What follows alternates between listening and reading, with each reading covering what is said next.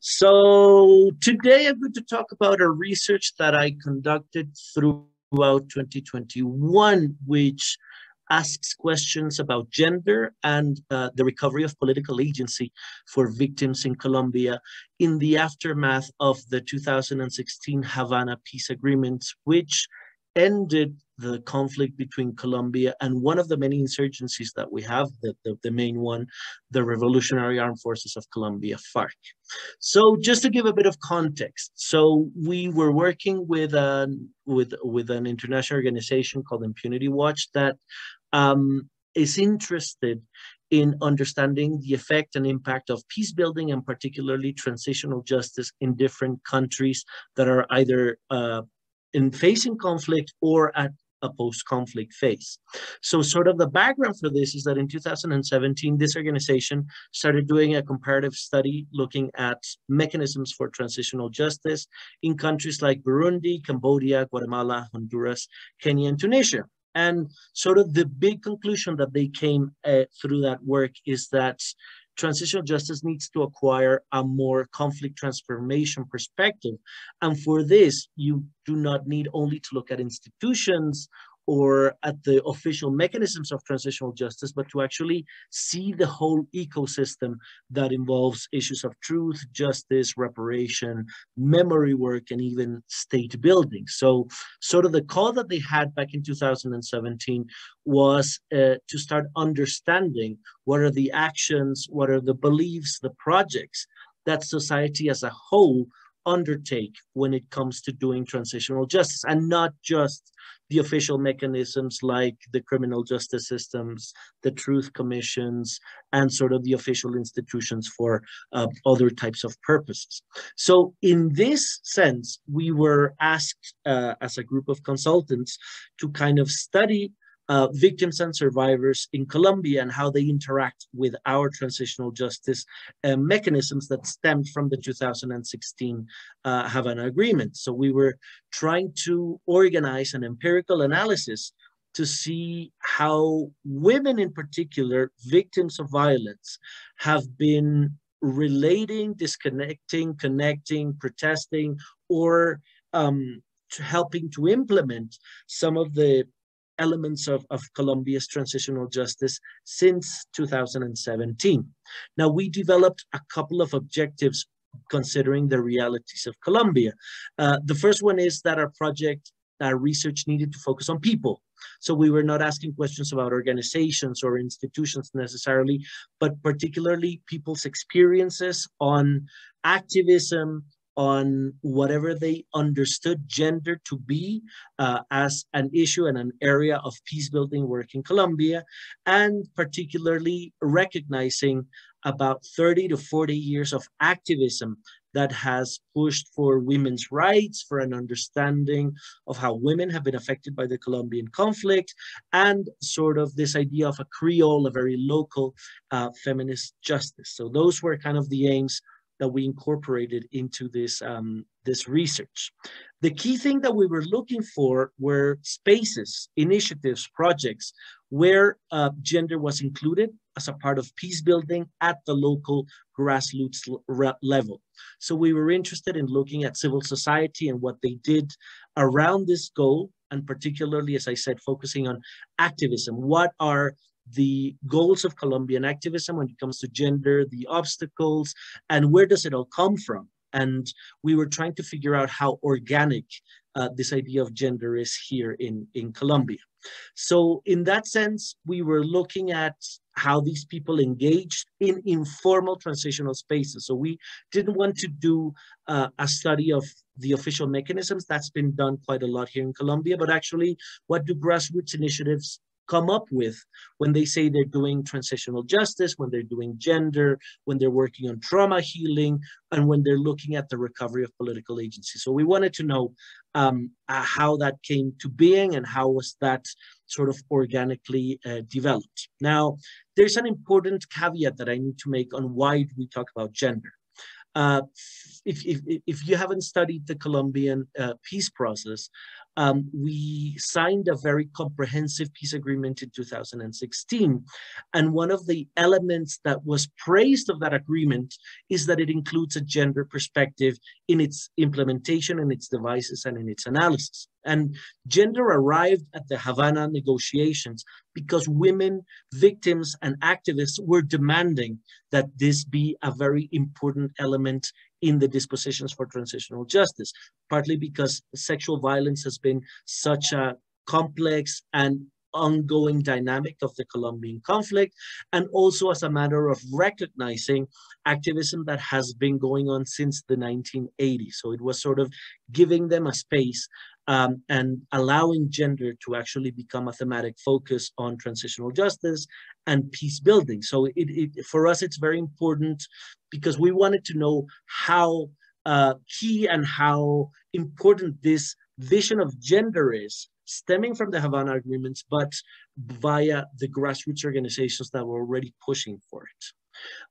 In terms of methodology, I'm just going to go really quickly with this. We held a range of semi-structured interviews and focus groups between March and May 2021. Most of them had to be done by a Zoom or telephone because of the many areas that Colombia has, and particularly the pandemic and other security issues that I will explain in a bit. But we needed really to make it virtually because of a lot of limitations that we had. Despite that, we had a very decent, good range of experiences from different parts of the country with different types of organizations, all having as an ethos, as a mission, the concept of transitional justice. So they worked on issues of gender, truth, justice, and particularly areas that we were interested in, such as working with victims of sexual violence, working in the promotion of conflict resolution at the local level, pushing for reparations within Colombia's peace building, and working on trauma healing. In here, you can see the areas that we were covering through our research. So you can see sort of a wide array of geographic spaces and wide array of problems. So we looked at the Antioquia and Medellin region. Here I'm highlighting it in the sort of central and western Colombia. This is an area known for drug trafficking and paramilitarism. So it has a lot of violence related to criminal bands. We looked also at the Chocó region here in the Pacific. And the Chocó region is home to many Afro-Colombian communities that have been excluded, have been particularly victims of violence, and sort of it's a very impoverished area and full of violence. We looked at Cundinamarca and Bogotá in particular, the center of the country, because this is sort of the base, the political center, political and administrative center of Colombia, and it is the base for many NGOs in their advocacy and lobbying efforts, as happens everywhere in the world, the capital city being sort of the hub for civil society action. Then we looked at the Vichada region right over here. So this is eastern or southeastern Colombia. This is home to many territorial disputes, and it's also full of areas with the cultivation of cocoa crops. So of course, it has a lot of potential and dilemmas for conflict. We looked also at the Tolima region over here. This is very important historically because this is the place where FARC, this leftist insurgency, was created in the 1960s, and it's also been known as an area of resistance, of a lot of energy against government efforts. So it has a particular part in our in the history of our violence. And we also looked at the Cauca region over here. Cauca is home to many indigenous communities, the Emberacatillos in particular, who also have been excluded from the state, who have their own take on violence, who have been affected particularly by paramilitarism and insurgency to a certain extent. So the point with this map is you can see all the different areas and all the different types of conflict that we were kind of addressing or looking into through our research. And finally, just to finish this methodological bit, the limitations. So we have to understand that Colombia is still at war. Despite the fact that we signed a peace agreement with FARC, we still have a conflict with the ELN, the National Liberation Army, which is still ongoing it's developing acts of terrorism, threats and violence in many parts of the country. We have dissidencies from FARC, people that did not agree with the Havana process and have created sort of very smaller, but yet still violent residual groups. We have paramilitaries who have again risen, despite the fact that a lot of them were demobilized in 2005. They're still ongoing.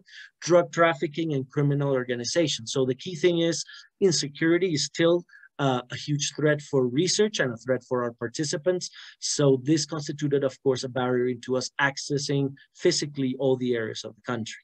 The second, the most obvious, the COVID-19 pandemic, which at the time of research showed an increase in cases. It was the third wave of the pandemic.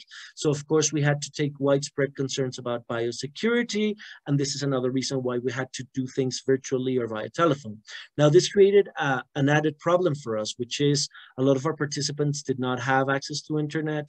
Many of their regions had very low or almost no internet coverage. So we really had to find different ways to talk to them on the telephone and to kind of introduce a few of them to the virtual tool. So it entailed, of course, an additional component of, let's just call it training for the use of these virtual tools with some of our participants. So it was an interesting experience to first engage with them as trainers and then sort of move towards being researchers. It was sort of an interesting dynamic. And finally, equally complex, during the last month of our research in May 2021, Colombia started seeing a widespread range of protests between students, people protesting the government's handling of the pandemic, people protesting the government's lack of implementation of peace initiatives, and confrontations with the police. And this created a sense of urban and rural violence that was kind of new to the country. And this involved cases of police brutality and vandalism. Hence, you can see in the background picture sort of our concern with the police. This was a particular stumbling block for our research, as a lot of our participants who had initially agreed to work with us had to back away out of security concerns in their region. So an added problem, an added sense of violence, which made the research a little bit more complex. But despite this, we were still able to get different organizations, a lot of semi-structured interviews and focus groups, discussing with them experiences of working with Afro-Colombian communities, which is the case of Aso de Moon. Aso de Moon, translated into English, would mean Association for Work with Black Women, bearing in mind Black in Spanish is more acceptable, it's more politically correct. Asmurbiv, that works with women that are farmers, that work on the rural areas. Unión de Costureros, these are memory quilt makers, so people have engaged in experiences of historic memory via the creation of women's communities, mothers' communities that quilt these textiles of memory. And the Red de Mujeres Víctimas, so this translates as the network of women, victims, and professionals, which is a widespread network of organizations that work on gender and particularly sexual violence and support trauma healing for victims of sexual violence. So you can see that we tried at least to get a lot of different views, different organizations, and different areas of work. So that's more or less the framing of the research. What did we find out? What were our findings? We've have a sort of a 5 or 6 key areas that hopefully with a bit of time I'll be able to explain. So the first one is gender in Colombia is truly organic. It comes out of the problems that we have, both from conflict, from the violence that we've endured, and also the fact that Colombia is a very macho-oriented, chauvinistic society. So our patriarchal structures and the way we treat women in Colombia has led to a lot of injustice and a lot of social inequality that are key parts of the causes of our conflict. So in this sense, because we feel that these structures have affected women particularly more than men in a lot of different ways, both within and outside of conflict. This is why women have pushed harder and been more engaged and persistent on the ending of war, because they are the ones who have burnt sort of the burden of 70 years of armed conflict. So in this sense, the base for our research and the base for gender is this demand that social chauvinism needs to change. And it's an ongoing cry for all the organizations, regardless of their different missions and ethos. So in this sense, gender isn't something exported from the outside.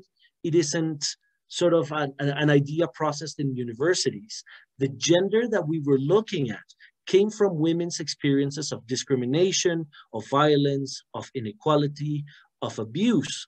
And in that sense, as they experienced these difficulties, they started identifying the potential of uniting in the creation of a national struggle against all these different types of injustices, right? So they start, first of all, demanding visibility, breaking the silence against sexual violence, and kind of demanding that the justice system do something for in regards to what they experienced.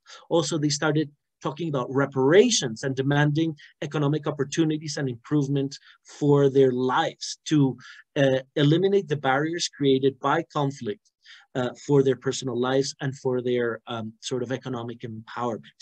And again, other different issues like psychological violence, sexual violence, domestic abuse. So there's been this call for dealing with these things out of the experiences that these women have had, right? So what is key to all these different demands from all these different organizations is that there needs to be a redefinition of political power, that politics needs in Colombia to take a change in its institutions and a change that understands gender. And this is why a lot of them, in very interesting ways, begin sort of at a very local level.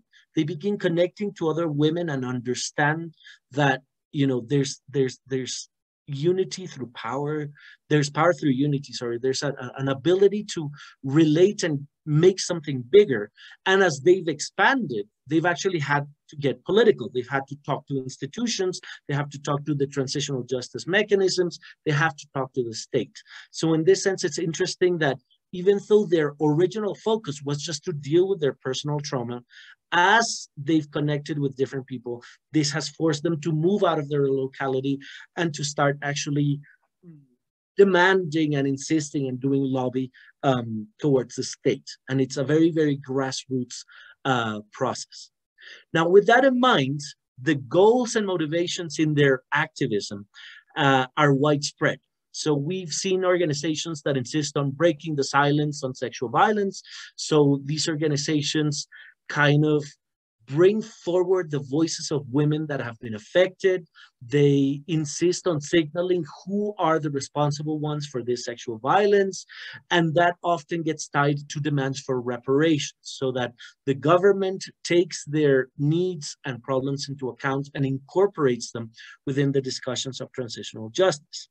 It also has to do with redignifying and helping the trauma healing within their communities. So, for example, the quilt makers create a space for talking about what happened that is safe, that is within the realms of women that all have experienced sexual violence in different areas and different places, but it remains a space that is sacred for them and a space that can help them heal by connecting and by talking with other women without the need of the big institutional infrastructure that is transitional justice. So for them, this local experience and this connection probably means more than what can be done in a truth commission or what can be done with the criminal justice system and the transitional justice arrangements for punishing and processing these cases. And it's very interesting that they find more trust within other women within these spaces than actually trusting the institutions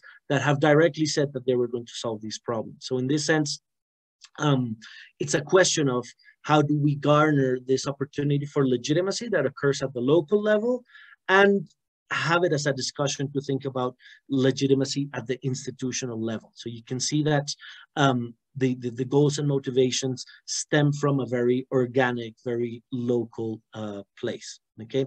And as I said, the sharing of these experiences has created different missions, different aims for informal transitional justice. So a lot of them talk about collective empowerment. So this idea that through unity, by garnering a collective effect, you can actually make change in their personal lives, in the recovery of political agency, and in moving forward within their projects and their organizations.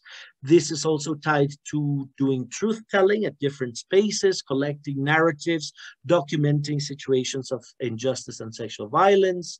It has also involved a fight against racism, particularly for Afro-Colombian and indigenous communities. And it's very interesting that for them, there are many layers of obstacles that they feel are added on top of being a victim. So most of them express that, yeah, one thing is being a victim, the other is being a woman who's a victim, and the other is being an Afro-Colombian woman who's a victim. It's like three different layers of obstacles that they feel makes it even harder than, you know, for other women or for other victims in society. A lot of the Afro-Colombian or indigenous women told us, you know, we have to travel to Bogota, and people discriminate us. They don't want to talk to us because we're Afro or because we're indigenous. For the case of indigenous women, many of them don't speak Spanish. And when they get here, they insist, well, no one speaks our language. There are no available translators.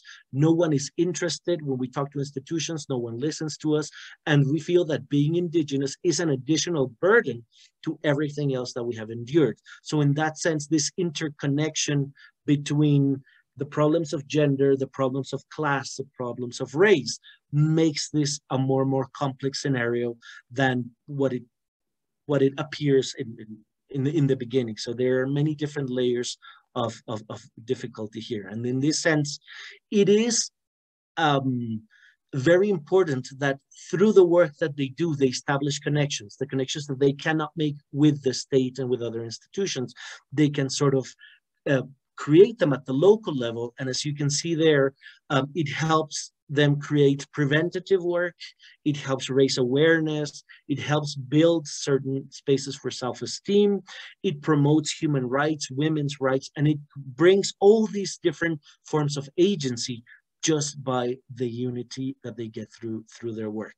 All right. And in this sense, the first outcome of this finding is that, yeah, gender is definitely organic to localized experiences. It is a space that brings unity, brings new missions, brings new objectives for their activism.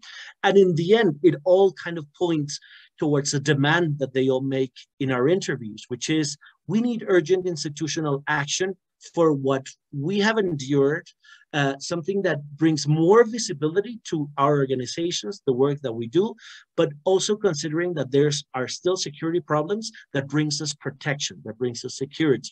So in this sense, most of them insist that it is through reparations that you're going to solve a lot of these problems. Reparations that are not just financial compensation, but are actually symbolic, that are structural, that deal with the needs and sort of limitations to the potential of their freedoms. That's what they are demanding. So for them, reparations cannot be just what's signed in the Havana agreements, but they have to be actually realities, policies that are truly implemented in their regions, in their towns, and in their localities. The second element has to do with challenges and the limitations to victim and survivor work. So here we find a range of very concerning problems. The first one is sort of an institutional indifference or a lack of political will towards their demands. And they feel that although they've been working on this for 30, 40 years, that, you know, there's very little interest in state institutions in hearing them or actually incorporating their views into policies. We actually interviewed one organization that has a very specific case, which is women that, because they were raped in the context of war, they started going to the equivalent of the attorney's offices and started, you know, presenting their cases. And in many instances, these women would talk to a prosecutor, would talk to a lawyer, and the lawyer would listen to them, but would not register, would not write a file based on what they were reporting. And then, you know, they would leave the office and come back and nothing had been done, no investigation, no records, nothing. So as an outcome of this problem, a lot of the women started getting together and they decided to get political, and they started lobbying for a law that would force attorneys to actually register the cases, create a file, and a file that could be followed by NGOs to see what would happen with the case. And in this sense, it was very interesting because a lot of these women had stories where they would go to a prosecutor and express, you know, the story of rape and the trauma that that created. And the prosecutors would dismiss them, saying, but you liked being raped, but you enjoyed that, but you had your nails done, but you were wearing a short skirt. And it showed, you know, the chauvinism that it exists within the institutions, but it also shows this complete disregard to their experiences. And it was through activism that they actually created a law that forces these people to actually do their job, to write, you know, the cases, and to actually start a process. It's not the solution to the problem, but it's at least a very important step towards at least recognizing the problem and having a legal tool to demand some action in terms of the state. So that's one of the first things that they insisted on. There's always institutional indifference in many different forms and in many different institutions.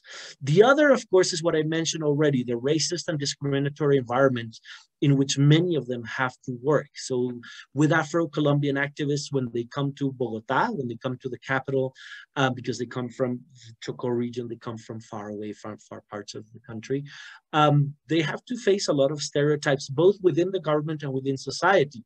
So people that see them as, you know, you're just beggars, you just want money all the time, you're always labeling yourselves as victims, when are you going to stop being a victim, and all these sort of things that they feel are stereotypes, that are barriers to them communicating their needs, to accessing the state. And in that sense, they feel that it's a never-ending drain, that no matter what they do, no matter the type of activism that they engage in, they're still going to find this racist, discriminatory attitude, and it feels like it exhausts them completely. So in that sense, you know, the social attitudes and the political attitudes against victims are hugely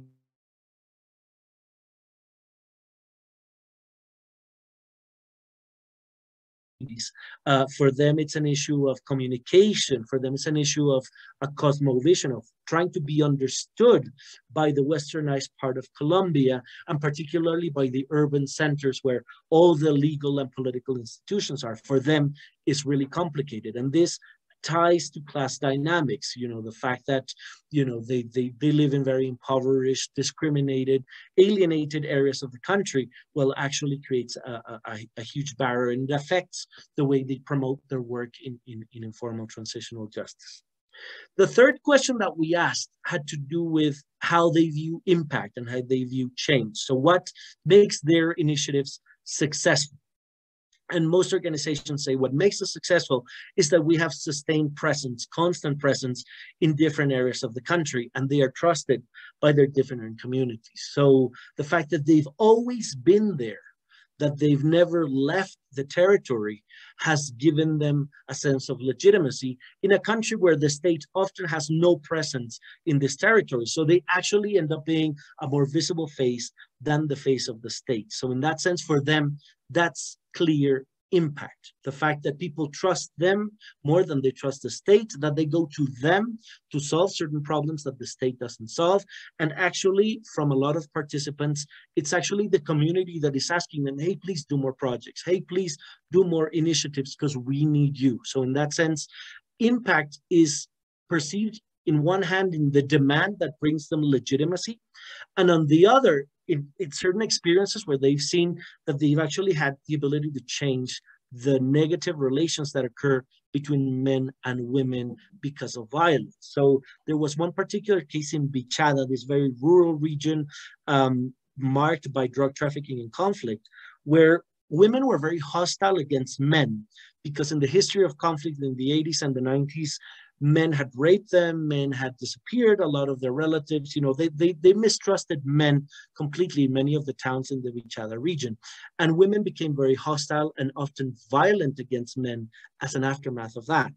And it has been the role of these organizations to engage in a dialogue between men and women to kind of improve, do conflict transformation, do conflict analysis, and figure out ways to how to improve the relations between men and women. And a lot of our participants insisted that it was actually men that said, thank you so much, because now we're more at peace with going home to our wives and going home to our families and flirting with women and connecting with women, because before this work, we were not able to do that. We were equally scared because women had taken this sort of very hostile, very aggressive attitude against men. So you can really see that through very localized experiences, they can identify this idea of impact, right? So the two outcomes are legitimacy because of the ongoing territorial presence, the fact that people demand their work more constantly, and the fact that out of very individual or very personalized experiences,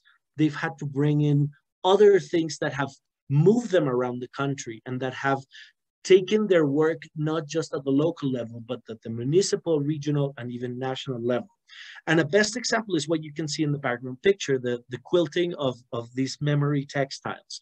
So the fact that at the local level, they're able to do this, to get together, to knit and to talk about what happened and find a space for letting go of everything that they have repressed in terms of their experiences, of finding ways to connect and to talk about their deep traumas in settings that are safe and that are not tainted by any political parties or any actors within the conflict. Well, it feels that this is a genuine space for listening, for creating a nexus with other women, and for engaging in memory work. So that's really, really interesting for us. The other finding has to do with what happens after so much time with so many initiatives, with 30, 40 years of experiences in activism. And for them, the key thing about activism through so much time is that it has allowed them to spread all over the country. So they have expanded through Colombia, and they have both done formal and informal types of work. So the fact that now they have institutions that they can talk to, they have a truth commission that they can report cases to, that they have a system of criminal justice that receives cases more directly than the normal judicial institutions of Colombia, that it has allowed them to connect with key partners, some of them international, has opened up the scope to many of these organizations. And for them, the lesson here is perseverance and solidarity are key to the growth of NGOs, the growth to civil society in Colombia. So the fact that they've had to wait and undergo so much over and over the decades, that it has made them the visible face of women, the visible face of gender, the visible face of transitional justice. That has been key, the insistence and maintaining sort of the struggle against institutions, against armed actors in favor of peace.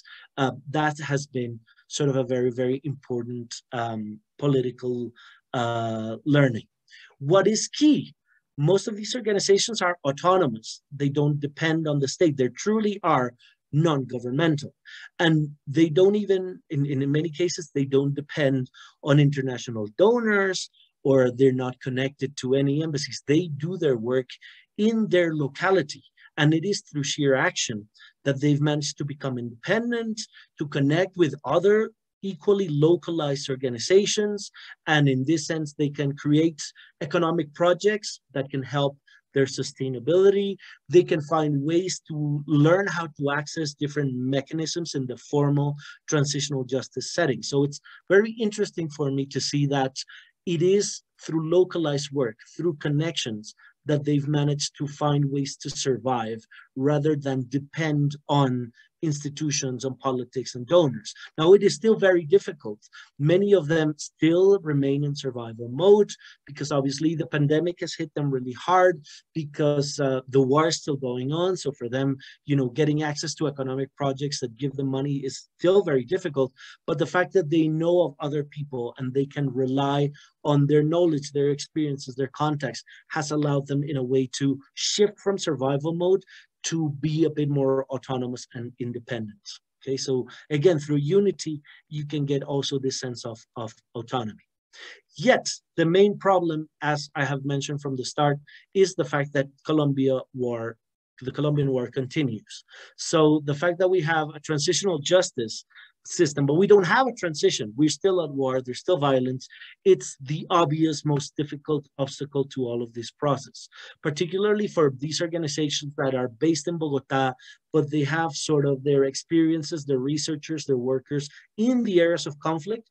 For them, it's an added cost and an added burden. The fact that they plan certain things, violence comes, and all the people that are going to work with, they're forcefully displaced. So they have to leave and they have to go to another municipality, another town, another city, and then they have to plan for the displacement. They don't have to plan now for whatever the project was meant to be. They have to plan for an emergency, and they have to be constantly in emergency mode. So that's one key issue.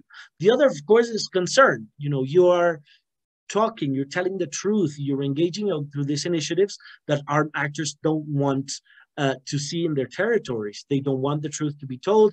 They don't want the memory quills to be expressed. They don't want people to get political. So in that sense, their type of work puts a huge target in the faces and the realities of all of these activists.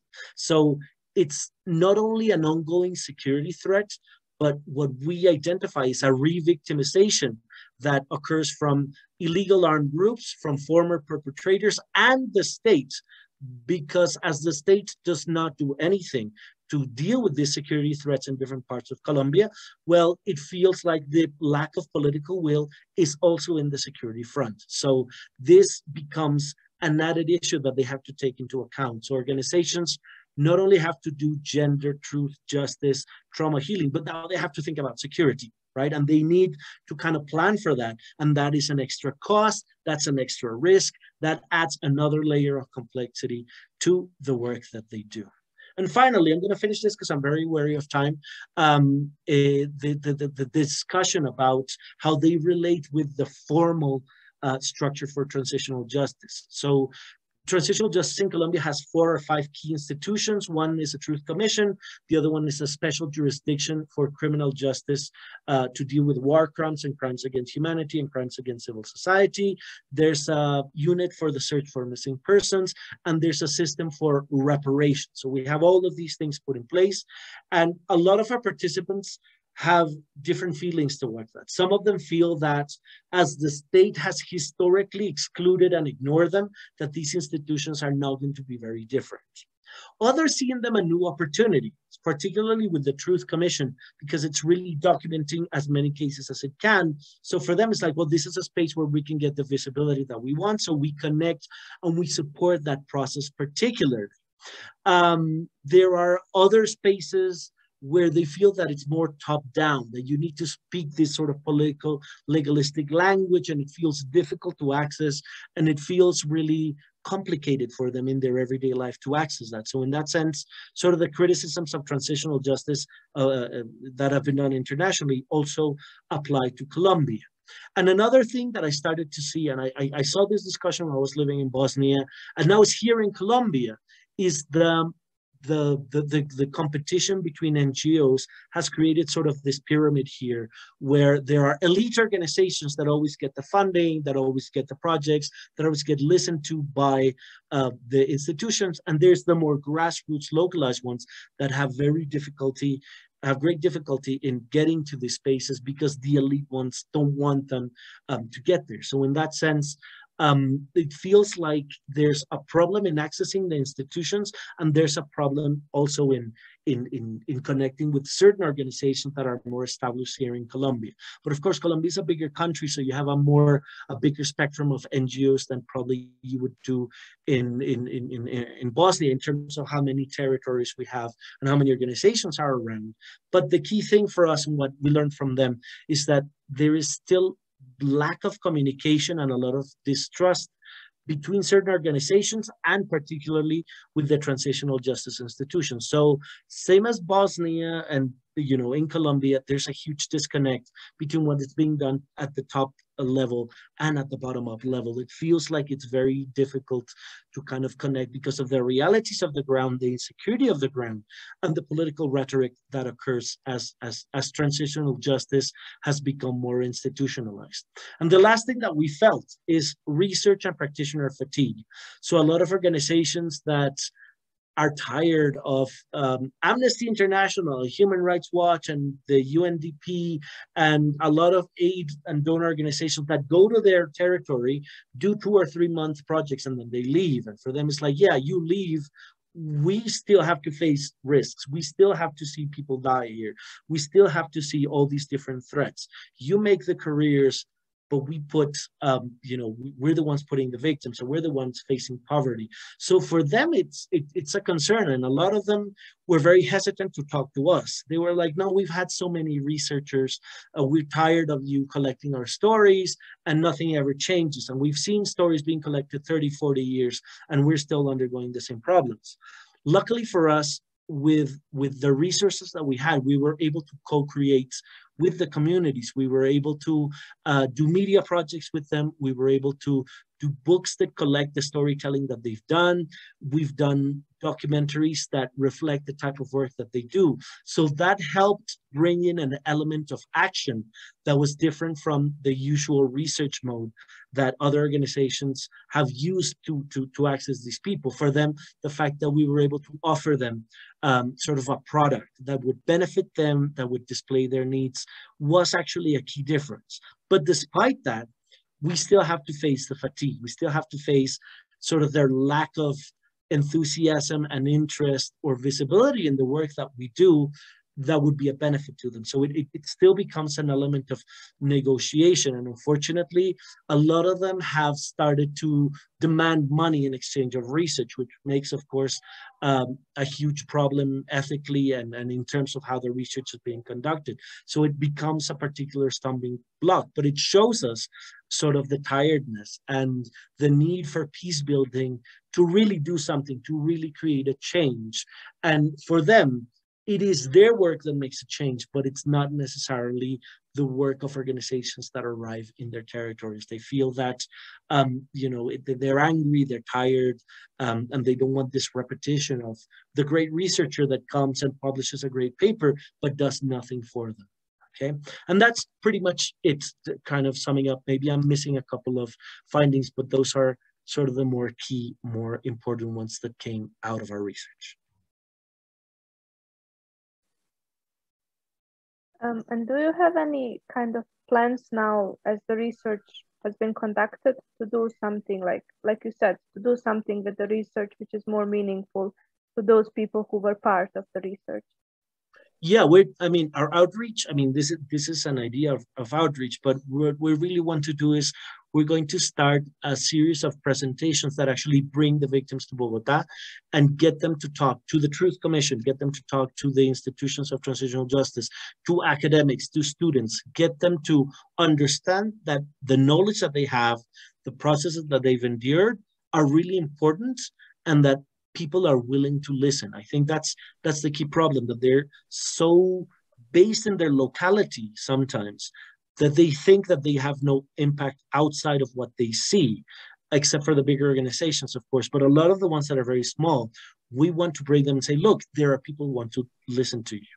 Besides this, of course, it's a work with a Netherlands-based NGO. For a lot of them, it's unbelievable. For them, it's like, well, we never thought our voices would reach so far away. And for them, it's an opportunity to talk to EU, European policymakers through Impunity Watch and figure out what can happen there, what would happen out of that dialogue. I think that's been very important for us. And again, the process of co-creation, we created a range of books. I don't know if I have one. Give me just a sec. I think I have one over here, and I'll show you.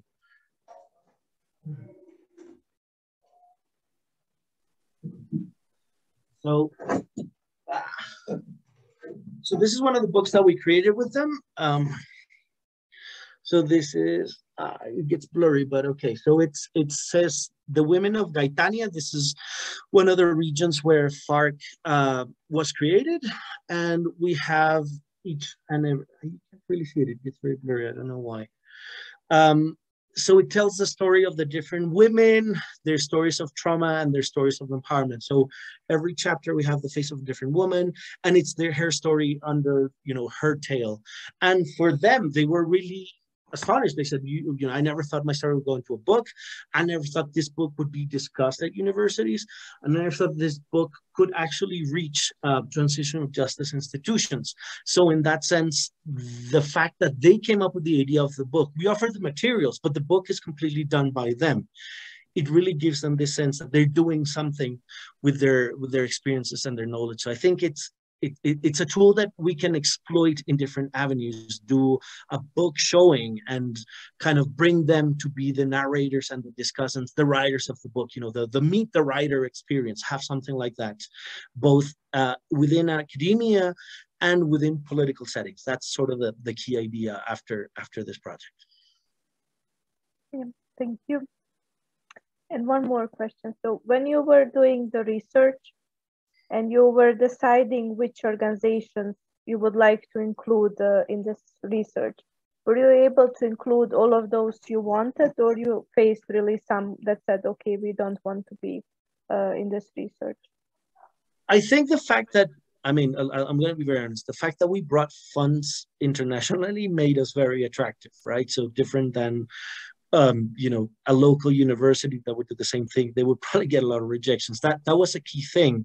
But actually, our conversations in many places began by understanding them. It wasn't, hi, I'm a researcher, I want to, do this work with you and you. It was actually, but with the women of Gaitania, our researchers actually went to the field and talked to them and stayed in their houses and ate their food.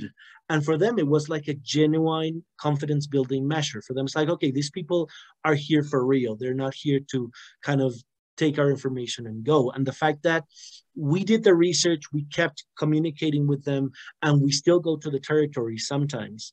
It brings this sort of closeness in our relationship. Now, I based a lot of this research with an NGO that I work with here in Colombia, and they are now doing projects on their own with a lot of these women. So they feel like there's an ongoing effect to this research, and it isn't just getting their information and going. So I think that made a difference. But there were organizations that promised us a lot of things in the beginning.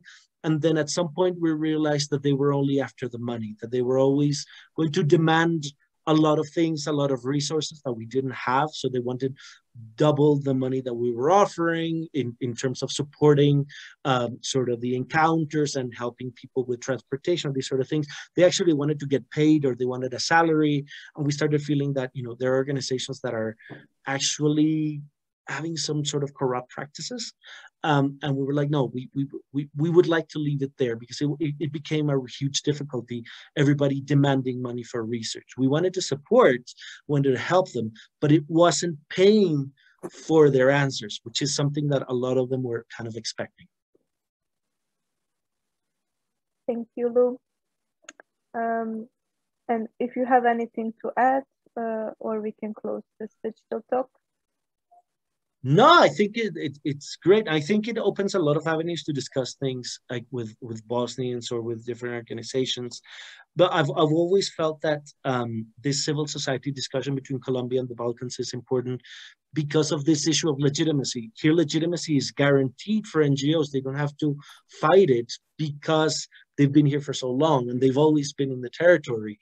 And I think the way they create connections could be sort of a lesson learned to many NGOs around the world that struggle, and they have to, the problem with NGOs in Bosnia, that they're seen as a front for the EU, or they're seen as a front for Western donors, or blah, blah, blah. It's like, okay, but we have another formula that might bring a discussion about what legitimacy means. And I think that's interesting for Asfar, for all the NGOs in Bosnia, and for us to learn, both ways. I think organizations here could really do with learning what you guys do, how to implement projects, get donors, use that to their advantage. That would be a wonderful thing. But of course, the panorama for civil society is very different here, because these are actors that are being shot at all the time. So I think that the fact that we're still at conflict makes it a bit of a different discussion, but still there are key trends that connect, you guys, Bosnian NGOs, and Colombia. I think that would be my final lesson from this experience. Yeah, I'm sure there's always this kind of way to learn from a different context, but in some way the context is so similar, and I could relate with many things that you said in your talk. So thank you once more. Super. No, thank you.